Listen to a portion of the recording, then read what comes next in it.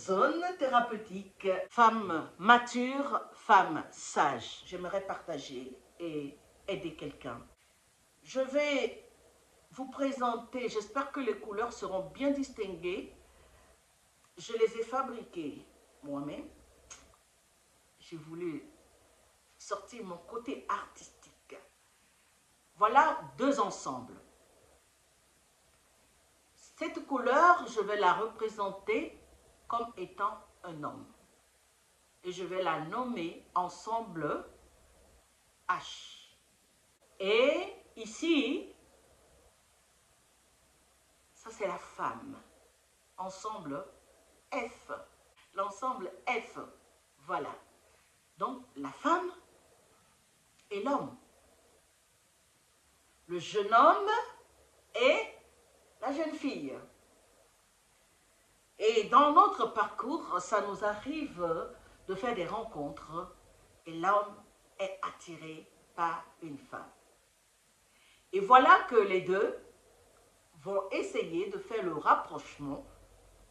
Et quand l'homme ou la femme accepte la demande de fiançailles qui peut conduire au mariage, eh bien, les deux s'attirent et voici ce que ça va donner. Quand on est à ce stade de relation, on peut imaginer la vie en rose. On peut se dire que j'ai trouvé ma moitié. On peut se dire que on a les points communs. Il aime aller au cinéma, moi aussi. Il aime aller à l'église, moi aussi. Il aime prier, moi aussi. Il aime. On a le même goût selon ce que l'on pense. D'accord? Et progressivement, on se dit que on va se marier. Et qu'est-ce qui se passe? On se décide de s'unir.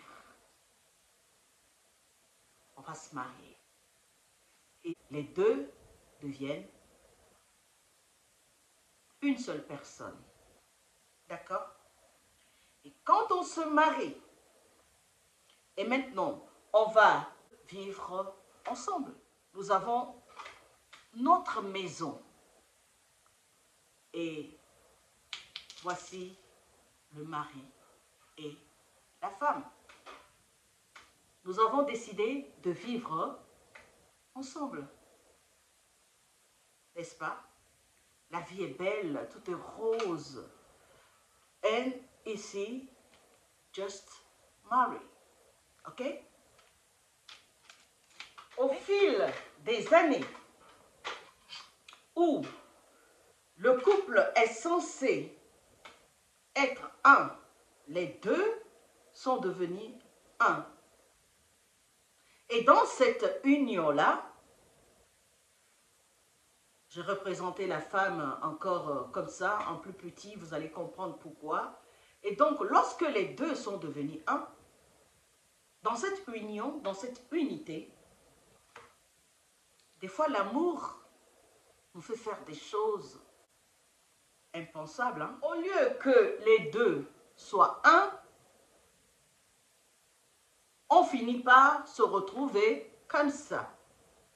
L'un inclus dans l'autre.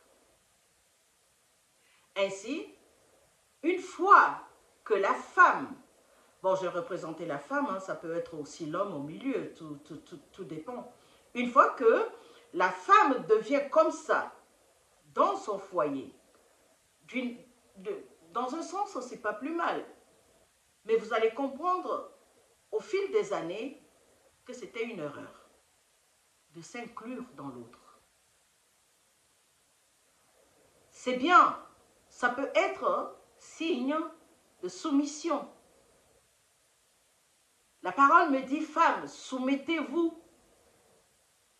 La femme soumise. Mais généralement, on pense que quand on dit que la femme soumise, c'est la femme esclave. Non.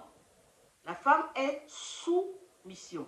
La femme est une aide pour son mari. La femme a été tirée de l'homme. pour être cette aide. La femme est dans sa maison. Et c'est là qu'on dit que la femme sage bâtit sa maison. N'est-ce pas? Maintenant, quand la femme devient comme ça, et que les difficultés arrivent, et que l'autre conjoint, en plus grand ici, je précise, ça peut être la femme, ça peut être l'homme, l'autre conjoint, en plus grand ici,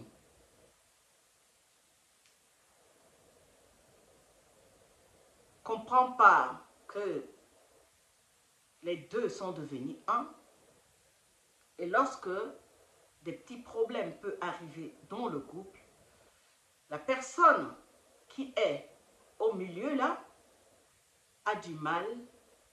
Admettons que ici c'est fermé et que là c'est fermé et que la sortie est par là, là ou là.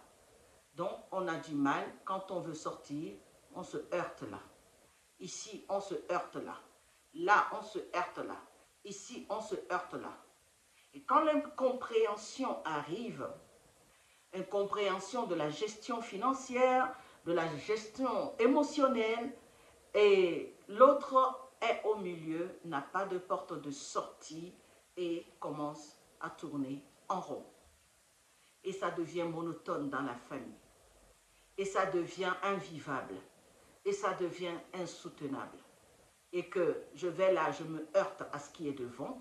Je viens ici, je me heurte à ça. Je viens là, je me heurte. Je ne peux pas sortir de là. Ok? C'est pas grave. Il y a une solution. Alors, l'idéal aurait été que lorsque on nous dit que les deux deviennent un, c'est d'arriver dans son couple, en étant un, d'arriver à trouver le juste milieu. Le juste milieu. Attends, je vais faire comme ça vous allez bien comprendre. Le juste milieu. Le point d'intercession. Voyez? Le point d'intercession. Je vais illustrer le milieu. D'accord? Donc, ainsi, vous êtes deux ensemble. L'ensemble H, l'ensemble F s'attirent et décident de faire leur vie ensemble et les deux se croisent. Donc, voyez, au milieu, le point d'intersection que je vous ai montré tout à l'heure, c'est ce point-là qui nous sauve. C'est ce point d'intersection-là qui nous sauve dans le foyer. Parce que toi, tu viens avec ton identité, avec ton éducation, avec qui tu es, avec tes bagages, et l'autre aussi vient avec son identité, son éducation, sa culture, ses bagages et tout le reste. Et donc, quand on s'attire comme ça, et on vient se mettre à deux, côte à côte, là encore ça va. Quand on décide de se marier, là encore, ça va. Mais quand on devient comme ça, et l'autre se voit plus grand que l'autre, et l'autre, au lieu d'être sous mission, devient soumise, et la dominance, et la femme qui n'est pas épanouie dans son foyer, qui a fondu son identité, les deux ne deviennent plus un, mais l'un domine l'autre. C'est d'arriver à retrouver ça. Comme ça, les points d'intercession au milieu, c'est notre maison, c'est notre voiture, c'est nos projets, c'est nos enfants, c'est nos joies, nos bonheurs, tout ce que nous partageons, nos chicanes. Mais regardez bien, j'ai fait un tableau qui va illustrer cette image-là. Regarde bien. J'ai commencé à découvrir que j'ai des talents. J'ai des talents pour dessiner. Alors, j'ai essayé je ne sais pas si c'est assez visible, j'ai essayé de représenter le schéma que je vous ai montré tout à l'heure, comme ça. Et donc, vous voyez ici, c'est l'ensemble H qui représente l'homme, d'accord? Et ici, c'est l'ensemble F qui représente la femme. Vous allez voir ce point rouge là, au milieu, c'est notre point d'intersection. D'accord? Et donc, c'est ici que tout ce que nous avons en commun s'y trouve. La maison, nos enfants, nos joies, nos bonheurs, nos tristesses, nos envies, nos désaccords, tout ce qui va concerner le couple va se trouver ici. Regarde ce qui reste là. C'est toi. Et ce qui reste là, c'est ton conjoint. Et quand on ne peut pas, au jour de difficulté, au jour où tout devient difficile dans le couple, il te reste de l'espace à toi. Et là, il lui reste de l'espace. Mais nous avons des choses en commun à sauvegarder. Et c'est comme ça qu'on peut sauver les meubles. C'est comme ça que quand ça devient compliqué, c'est là qu'on peut régler nos histoires. C'est là qu'on peut diluer son vin. C'est là où l'on peut se dire, c'est pour le bonheur, c'est pour le pire et le bonheur. Le bonheur et le pire. C'est là où se trouvent tous nos vœux. C'est ça qui tient le couple. Ce qu'on peut faire ensemble. Mais il y a dans des couples où, même quand ça devient difficile, ce point-là n'existe pas. L'un est fondu dans l'autre. L'un domine l'autre. L'un oppresse l'autre. Et ça devient compliqué à vivre. Venez à moi, vous tous qui êtes fatigués. Qu'est-ce qui te fatigue dans ton foyer? Qu'est-ce qui te fatigue dans ta maison? Qu'est-ce qui te fatigue dans ton travail? Bien sûr, il y a la sagesse humaine, il y a la sagesse de Dieu. Il peut y avoir des histoires terribles.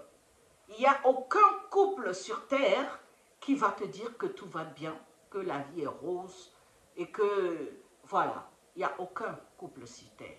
Chaque couple a ses problèmes.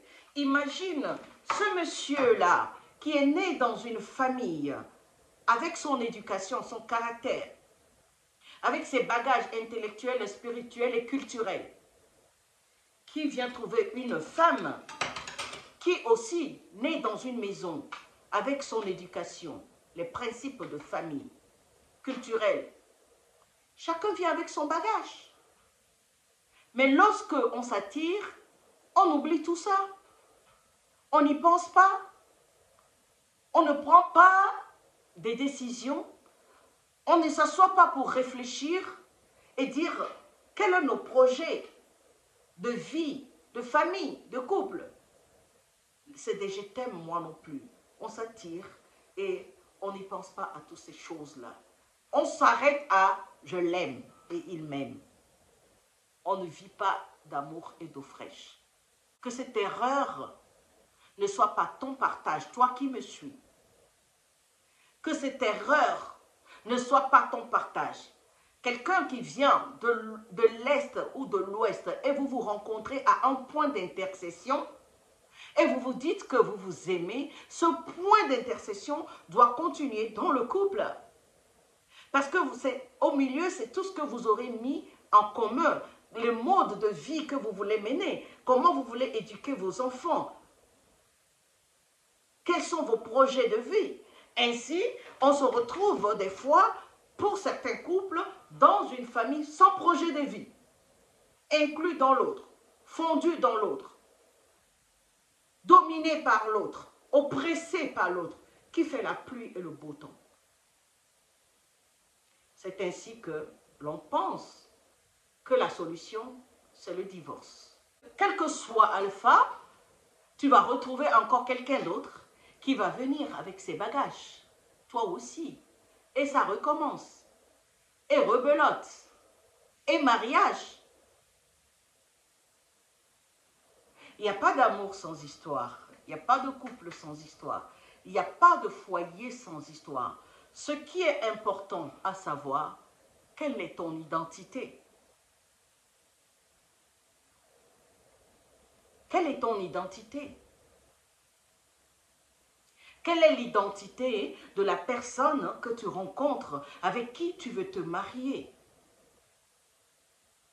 Quels sont vos projets communs? Quels sont les projets de vie? Quelle vision vous avez?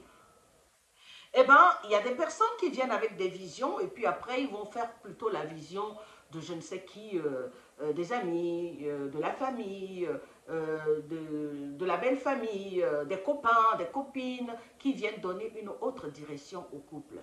Regarde, même si c'est comme ça, hein, tout ce qui reste là, de ce côté, tu as ton identité à toi. Tu fais ce qu'on appelle le service minimum. Au milieu ici, tu donnes tout ce que tu peux donner.